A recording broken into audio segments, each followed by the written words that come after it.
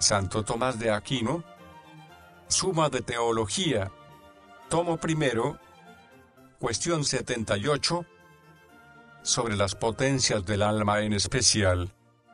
Ahora hay que tratar lo referente a las potencias del alma en especial. Al análisis del teólogo le corresponde investigar en especial solo aquellas potencias intelectivas y sensitivas en las cuales se encuentran las virtudes. Pero, porque el conocimiento de estas potencias en cierto modo depende de las otras, nuestro análisis sobre las potencias del alma en especial será triple, pues en primer lugar hay que analizar las potencias que preceden al entendimiento, en segundo lugar, las potencias intelectivas, en tercer lugar, las apetitivas. La cuestión referente al primer aspecto plantea y exige respuesta a 4 problemas. 1. Sobre los géneros de las potencias del alma. 2. Sobre las especies de la parte vegetativa. 3. Sobre los sentidos exteriores. 4. Sobre los sentidos interiores. Artículo 1. ¿Son o no son 5 los géneros de las potencias del alma que hay que distinguir? Objeciones por las que parece que no son 5 los géneros de las potencias que hay que distinguir, esto es, el vegetativo, el sensitivo, el apetitivo, el motriz y el intelectivo. Las potencias del alma son llamadas partes suyas, pero comúnmente son asignadas solamente 3 partes del alma: alma vegetativa, alma sensitiva y alma racional. Por lo tanto, los géneros de las potencias del alma son 3 y no 5. Más aún, las potencias del alma son los principios de las acciones vitales. Pero que algo vive, se dice de 4 maneras. Escribe el filósofo en Segundo de Ánima. Vivir tiene muchas acepciones, aunque una sola basta para que un ser viva: entendimiento, sentido, movimiento y reposo. Y el movimiento, en cuanto a nutrición, crecimiento y decrepitud. Por lo tanto, los géneros de las potencias del alma son solo 4, excluido el apetito. Todavía más, lo que es común a todas las potencias, no debe ser tenido como género especial del alma, pero apetecer es algo propio de todas las potencias. Así, la vista apetece el objeto que se le proporciona. Por eso se dice en Eclesiastés 40, 22, el ojo deseará el encanto, la belleza y, sobre todo, el verdor de los sembrados. Por lo mismo, cada una de las potencias desea el objeto que le es propio. Por lo tanto, el apetito no debe ser tenido como género especial de las potencias del alma. Por último, en los animales, el principio motor es el sentido, el entendimiento el apetito, como se dice en Tercero de Ánima. Por lo tanto, además de los géneros dichos, el principio motor no debe ser tenido como un género especial del alma. En cambio está lo que dice el filósofo en Segundo de Ánima 3, llamamos potencias a las facultades vegetativa,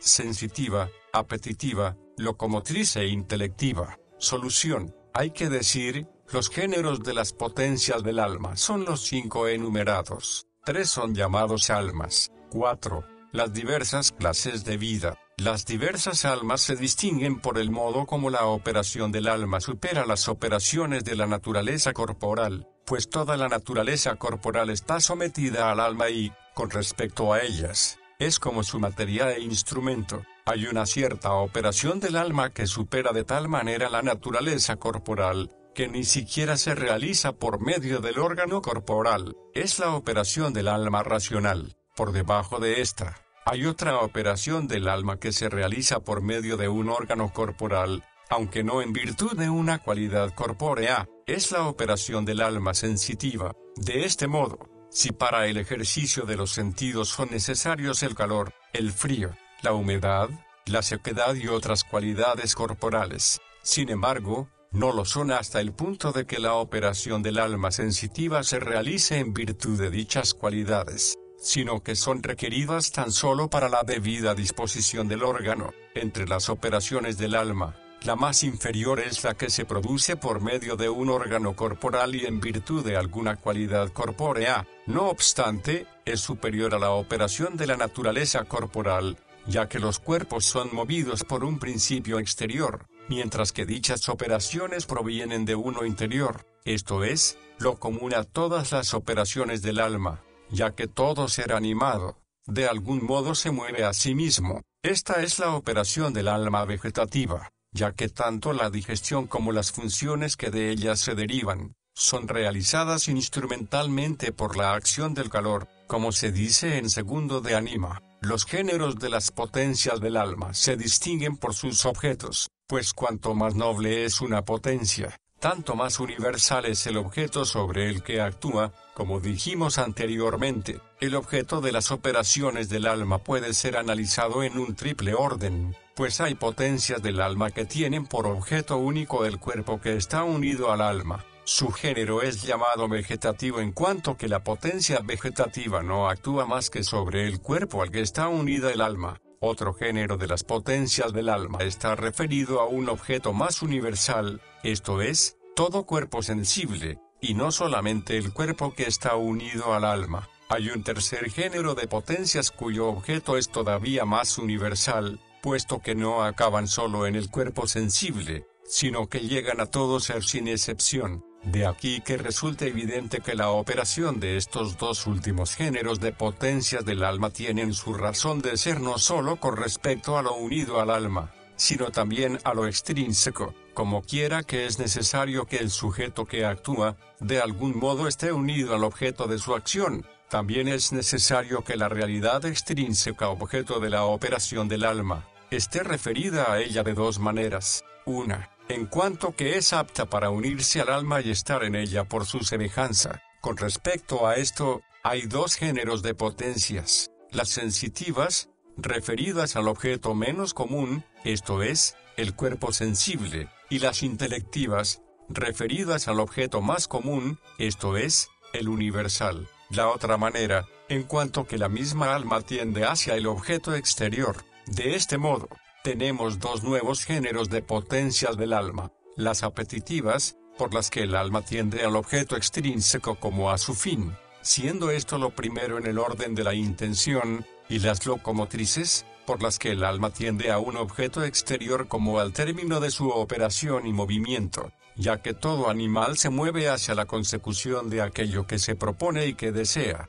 Los modos de vida se distinguen según los grados de los vivientes. Unos, como las plantas, solo tienen vida vegetativa. Otros, junto a lo vegetativo poseen lo sensitivo, pero no lo locomotor. Otros tienen, además, el movimiento local. Estos últimos son los animales perfectos, que requieren multitud de cosas para vivir, y por eso mismo necesitan el movimiento que les permita conseguir lo necesario para la vida. Por último, otros vivientes, además, tienen la inteligencia, son los hombres. En cambio, lo apetitivo no constituye ningún grado de vivientes, porque todos los seres dotados de sentido tienen también el apetito, como se dice en el segundo de Anima. Respuesta a las objeciones. A la primera y segunda hay que decir, está incluida en lo dicho. A la tercera hay que decir, el apetito natural es la inclinación natural de todo ser hacia algo. Por eso toda potencia desea con apetito natural lo que le es propio, pero el apetito animal sigue a la aprehensión de la forma. De este modo para dicho apetito se requiere una potencia especial, no siendo suficiente la sola aprehensión, pues las cosas se apetecen tal como son en su naturaleza, pero en la facultad aprehensiva no están según su naturaleza, sino según su semejanza. Ejemplo, la vista apetece naturalmente el objeto visible solamente en orden a realizar su acto, esto es, ver, mientras que el animal, por su facultad apetitiva, desea el objeto no solo por mirarlo, sino también para utilizarlo. Y si el alma no necesitara lo percibido por los sentidos más que para ejercitarlos, esto es, para sentir, no sería necesario que la facultad apetitiva constituyera un género especial de las potencias del alma, ya que sería suficiente con el apetito natural de las potencias. A la cuarta hay que decir, aun cuando el sentido y el apetito sean los principales motores en los animales perfectos, sin embargo, dichas potencias, en cuanto tales, no serían suficientes para mover si no tuvieran añadido alguna otra facultad distinta, ya que los animales sin movimiento tienen sentidos y apetito. Sin embargo, no tienen fuerza motriz. La fuerza motriz no reside solo en el apetito y en el sentido que ordenan el movimiento, sino también en las diferentes partes del cuerpo para hacerlas aptas para obedecer al alma. Lo prueba el que, cuando los miembros están naturalmente dislocados, no obedecen dicho impulso del alma. Artículo 2. ¿Están o no están asignadas correctamente las partes vegetativas, es decir, nutritiva, aumentativa y generativa? Objeciones por las que parece que no son asignadas correctamente las partes vegetativas, es decir, nutritiva, aumentativa y generativa.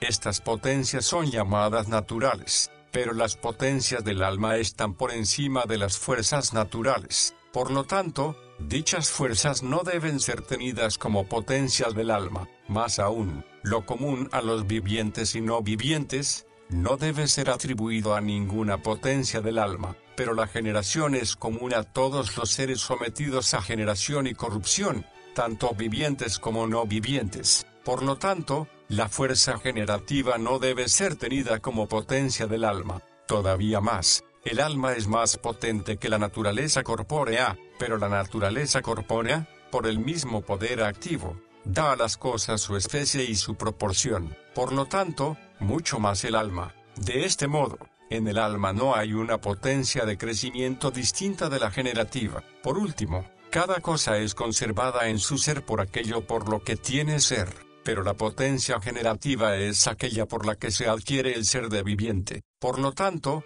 también por ella se conserva vivo, pero la fuerza nutritiva está destinada a la conservación de la vida, como se dice en segundo de ánima, es la potencia capaz de salvar al que la recibe. Por lo tanto, no debe hacerse distinción entre la potencia nutritiva y la generativa. En cambio, el filósofo, en segundo de ánima, dice que las operaciones del alma son engendrar, nutrir y también desarrollar. Solución. Hay que decir, las potencias de la parte vegetativa son tres, pues, como se dijo, lo vegetativo tiene por objeto el cuerpo que vive por el alma. Con respecto a esto, son necesarias tres operaciones del alma. Una, por la que adquiere el ser, y a esto se orienta la potencia generativa. Otra, por la que el cuerpo vivo adquiere su debido desarrollo, y a esto se orienta la facultad aumentativa. Otra, por la que el cuerpo viviente se conserva en su ser y proporción,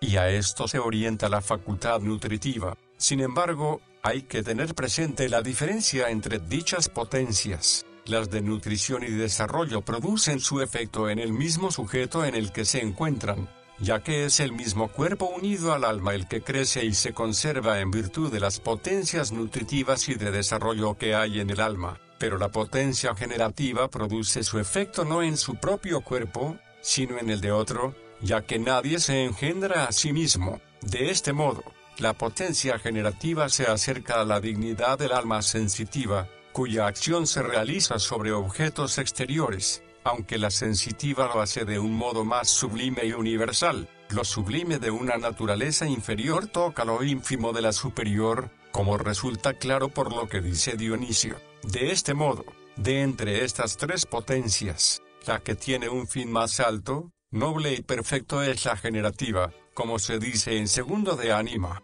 pues, propio de algo perfecto es hacer algo igual a sí mismo. Por su parte, las potencias de desarrollo y nutrición sirven a la generativa, y la nutritiva a la de desarrollo. Respuesta a las objeciones. A la primera hay que decir, este tipo de potencias son llamadas naturales, bien porque producen un efecto semejante al de la naturaleza, que también da el ser, el desarrollo y la conservación, aun cuando estas potencias lo hacen de un modo más perfecto, ya porque estas potencias ejercen sus acciones sirviéndose instrumentalmente de las cualidades activas y pasivas, que son los principios de las acciones naturales. A la segunda hay que decir, la generación de los seres inanimados es absolutamente producida por algo externo. La generación de los vivientes se realiza por un modo más noble, parte del mismo viviente, el semen, en el que está el principio formativo del cuerpo. Así, es necesario que en el ser viviente haya una potencia que prepare este semen. Dicha potencia es la generativa. A la tercera hay que decir, porque la generación de los vivientes proviene de una semilla. Es necesario que el animal que se genera al principio sea pequeño. Por eso, es necesaria la existencia de una potencia del alma que conduzca a la plenitud del desarrollo. Pero el cuerpo inanimado es generado a partir de una materia determinada por un agente extrínseco. De este modo, a un tiempo recibe la especie y el tamaño según las condiciones propias de la materia. A la cuarta hay que decir, como ya se dijo, la operación del principio vegetativo se realiza por el color que seca lo húmedo. De este modo, para recuperar la humedad perdida, es necesaria la existencia de una potencia nutritiva que transforme los alimentos en sustancia corporal. Esto también es necesario para la acción de la potencia de crecimiento y reproducción. Artículo 3. ¿Eso no es correcta la distinción en 5 sentidos exteriores? Objeciones por las que parece que no es correcta la distinción en 5 sentidos exteriores. El sentido conoce los accidentes. Hay muchos géneros de accidentes. Por lo tanto, como quiera que las potencias se distinguen por los objetos, parece que los sentidos se multiplican según el número de los géneros de accidentes. Más aún, la dimensión, la figura y otras cualidades llamadas sensibles comunes, no son sensibles accidentalmente, sino que se distinguen por oposición, como consta en el segundo de ánima. Pero la diversidad formal de los objetivos diversifica las potencias. Por lo tanto, como la dimensión y la figura se distinguen del color más que el sonido, parece más razonable que haya potencias sensitivas especiales para conocer la dimensión y la figura, que no para conocer el sonido y el color. Todavía más, un mismo sentido no tiene por objeto más que una sola contrariedad. Ejemplo, la vista tiene la de lo blanco y lo negro, pero el tacto percibe muchos objetos contrastados, lo caliente y lo frío, lo húmedo y lo seco, y similares. Así, no es un solo sentido, sino muchos. Por lo tanto, los sentidos son más de 5. Por último, la especie no se divide por su oposición al género, pero el gusto es un determinado tacto. Por lo tanto, no debe ser considerado como distinto del tacto. En cambio está lo que dice el filósofo en tercero de ánima. 5 son los sentidos. Solución. Hay que decir, la razón de la distinción y número de los sentidos externos algunos quisieron encontrarla en los mismos órganos, según que predomine uno u otro de los elementos, bien sea el agua, el aire, o cualquier otro. Otros quisieron encontrarlo en el medio sensible extrínseco o anexo,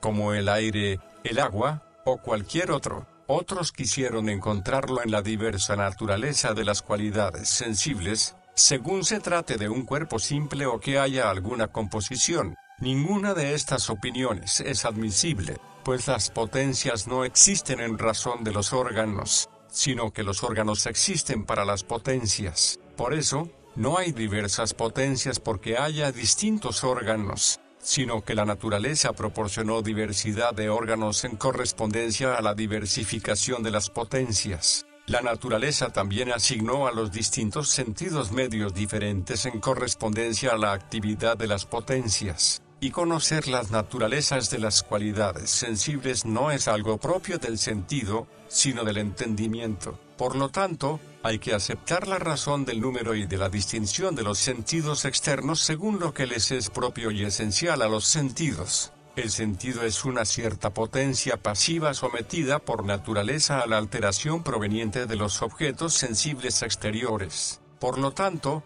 lo que por su naturaleza percibe el sentido es el objeto exterior que lo altera, y según la diversidad de objetos, se distinguen las potencias sensitivas. Hay un doble tipo de alteración, una física y otra espiritual. La alteración física se da cuando la forma de lo que es causa de la alteración es recibida en el objeto alterado según su propio ser natural. Ejemplo, el calor en lo calentado. La alteración espiritual se da cuando la forma de lo que provoca la alteración es recibida en el objeto alterado según su ser espiritual. Ejemplo, la forma del color en la pupila, la cual, no por eso queda coloreada. Para la operación del sentido se requiere una alteración espiritual por la que se establezca en el órgano del sentido una representación intencional de la forma sensible. De no ser así, si solo la alteración física fuera necesaria para sentir, todos los cuerpos físicos, al ser alterados, sentirían, pero en algunos sentidos solo se da la alteración espiritual, como en la vista. En otros, junto a la alteración espiritual se da también la física, bien solo por parte del objeto, bien por parte del órgano. Por parte del objeto se da la transmutación física, por cambio local, en el sonido, que es el objeto del oído, pues el sonido es causado por una percusión y vibración del aire. En cambio, en el olor, objeto del olfato, hay alteración, ya que es necesaria cierta modificación del cuerpo por la acción del color para que huela. Por parte del órgano hay alteración física en el tacto y en el gusto, pues la mano se calienta por contacto con lo caliente, y la lengua se impregna de la humedad de los sabores. En cambio, los órganos del olfato y del oído no sufren alteración física al sentir, a no ser accidentalmente. La vista, por estar libre de alteración física tanto por parte del órgano como del objeto, de entre todos los sentidos es el más perfecto y el más universal. Después, el oído y el olfato, los cuales sufren alteración física por parte del objeto. Sin embargo, el movimiento local es más perfecto y por naturaleza anterior al movimiento de alteración, como se demuestra en octavo de física. El tacto y el gusto son los más materiales. De ellos y de su distinción hablaremos enseguida. De ahí que los tres primeros sentidos no actúen por un medio unido a ellos, a fin de evitar que al órgano le llegue alguna transmutación natural, como le llega al tacto y al gusto. Respuesta a las objeciones. A la primera hay que decir, no todos los accidentes tienen, en cuanto tales, el poder de alteración. Solo lo poseen las cualidades de la tercera especie, por las que se produce la alteración. De este modo solamente estas son el objeto de los sentidos, porque, como se dice en séptimo de física, los sentidos se alteran en virtud de aquello por lo que se alteran los cuerpos inanimados. A la segunda hay que decir, la dimensión, la figura, y similares, llamadas sensibles comunes, son algo intermedio entre las realidades sensibles percibidas accidentalmente y los sensibles propios, objeto de los sentidos, pues los sensibles propios alteran el sentido de forma directa y natural, porque son cualidades alterantes. Los sensibles comunes se reducen a la cantidad, la dimensión y el número son especies de la cantidad.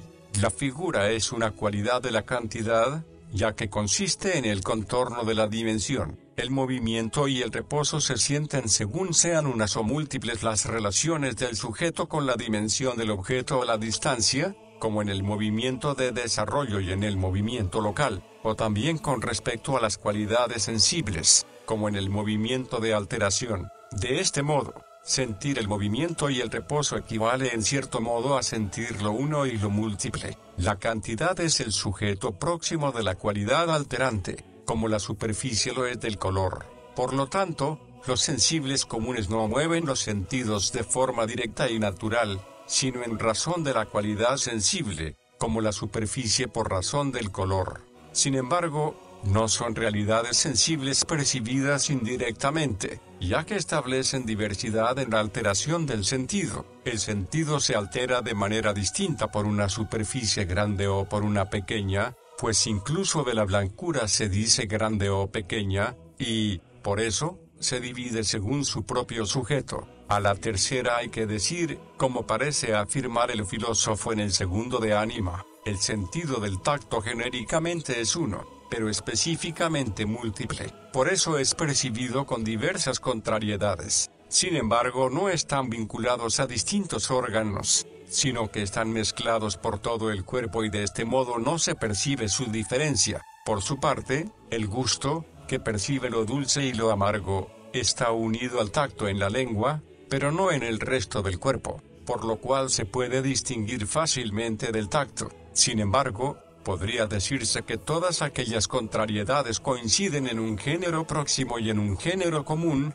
que es el objeto del tacto en general, pero dicho género común no tiene nombre, como tampoco tiene nombre el género próximo de la contrariedad de lo caliente y lo frío. A la cuarta hay que decir, según lo dicho por el filósofo, El sentido del gusto es una especie del tacto que está solo en la lengua, y no es distinto del tacto en general, sino de sus especies esparcidas por todo el cuerpo. Si el tacto, en razón de la unidad de su objeto común, fuese un solo sentido, habría que afirmar que el gusto y el tacto son distintos por ser distintas las razones de su alteración, pues el tacto sufre una alteración natural, y no solo espiritual, en cuanto a su órgano propio, según la cualidad que actúe directamente sobre él. Por su parte, el órgano del gusto no experimenta necesariamente dicha alteración física por la cualidad que actúa directamente sobre él, esto es, que la lengua se haga dulce o amarga, sino por una cualidad previa en la que se fundamenta el sabor, esto es, la humedad, que sería el objeto del tacto. Artículo 4. ¿Los sentidos interiores están o no están distinguidos correctamente?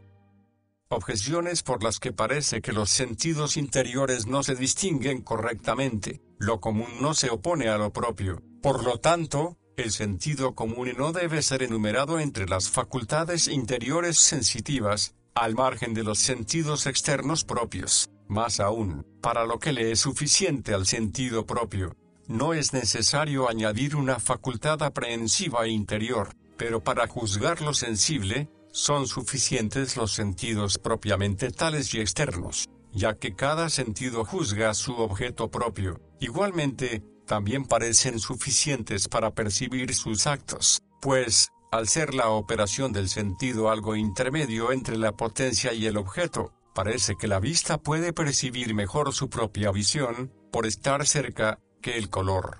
Lo mismo puede decirse de los otros sentidos. Por lo tanto, no fue necesario establecer una potencia interior llamada sentido común. Todavía más, según el filósofo, la fantasía y la memoria son pasiones de la raíz sensitiva, pero una pasión no se opone a su sujeto. Por lo tanto, la memoria y la fantasía no deben ser consideradas como potencias al margen de los sentidos. Una más. El entendimiento depende del sentido menos que cualquier otra potencia de la parte sensitiva, pero el entendimiento no conoce nada a no ser tomándolo de los sentidos. Por eso se dice en primero de Posteriorum que, a quienes les falta un sentido les falta una ciencia. Por lo tanto, mucho menos debe admitirse una potencia de la parte sensitiva destinada a recibir las intenciones que no percibe el sentido y que suele ser llamada estimativa. Y también, el acto de la potencia cogitativa,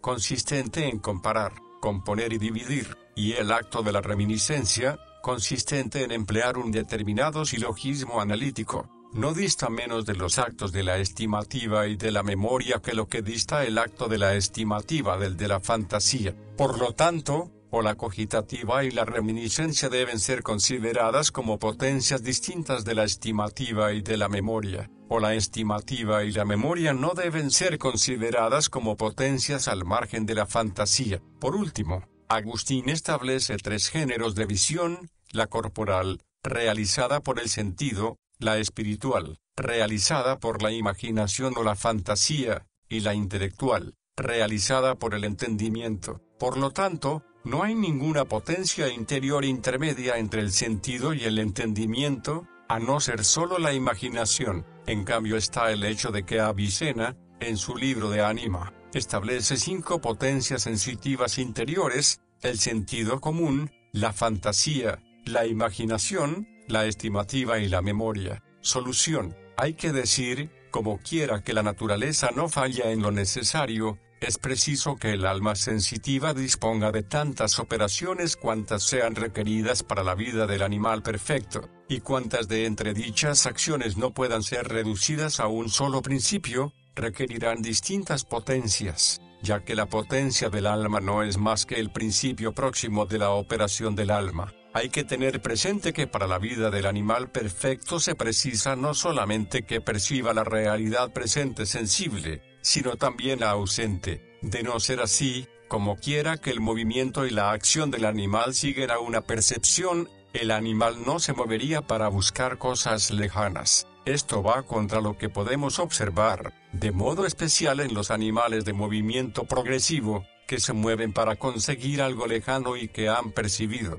Por lo tanto, es necesario que el animal, por medio del alma sensitiva, reciba no solo las especies de los objetos sensibles que le alteran, sino también que los pueda recibir y conservar. Pero recibir y conservar en los seres corporales es algo que se atribuye a principios distintos. Ejemplo, los cuerpos húmedos reciben bien y conservan mal, y los secos al revés. Por lo tanto, como la potencia sensitiva es acto de un órgano corporal, es necesario que sean distintas la potencia que recibe y la potencia que conserva las especies de lo sensible. Por otra parte, hay que tener presente que, si el animal solo se moviera por lo que deleita o mortifica los sentidos, no sería necesario atribuirle más que la aprehensión de las formas sensibles que le produjeran deleite o repulsa. Pero es necesario que el animal busque unas cosas y huya de otras, no solo porque le sean convenientes o perjudiciales al sentido, sino también por otras conveniencias, utilidades,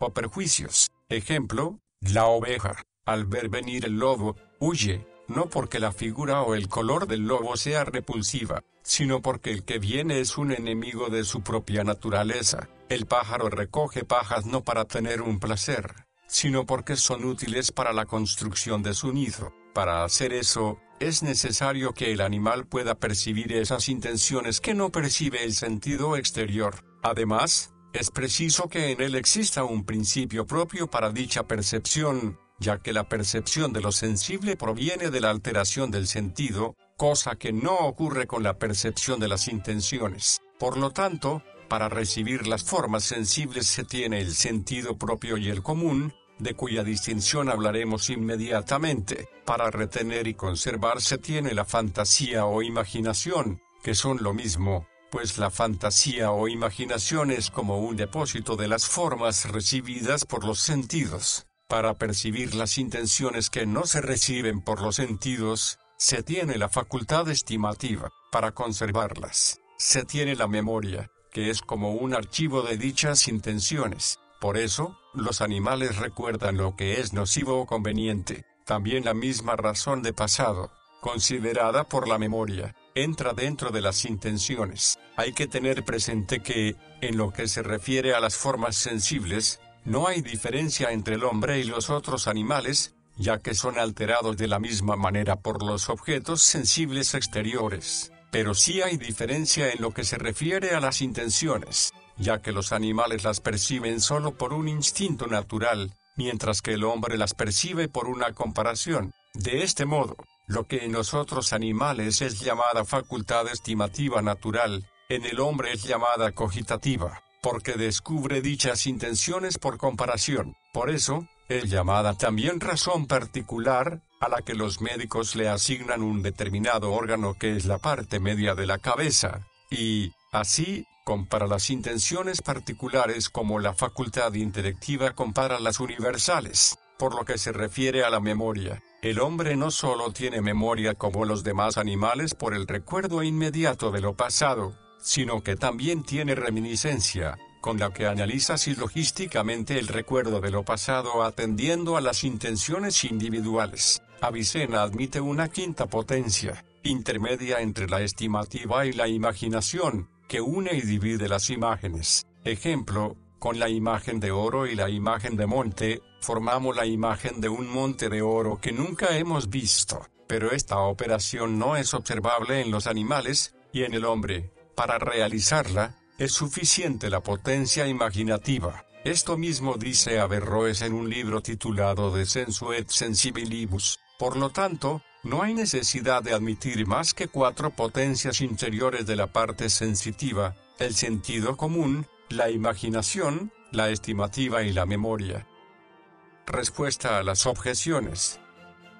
A la primera hay que decir, el sentido interior es llamado común, no por una atribución genérica, sino como la raíz y principio de los sentidos externos. A la segunda hay que decir, el sentido propio juzga el objeto sensible que le es propio, distinguiéndolo de otras cualidades que caen también bajo el campo del mismo sentido, discerniendo lo blanco de lo negro o de lo verde, pero ni la vista ni el gusto pueden distinguir lo blanco de lo dulce, ya que para distinguir entre dos cosas es necesario que se conozcan las dos. Por eso, es necesario que al sentido común le corresponda el juicio de discernimiento, pues a él se dirigen como a su término las aprehensiones de los sentidos, y también le corresponde percibir las intenciones de los sentidos, como cuando alguien ve que ve, pues a esto no llega el sentido propio, el cual no conoce más que la forma de lo sensible por la que es alterado y en cuya alteración se consuma la visión,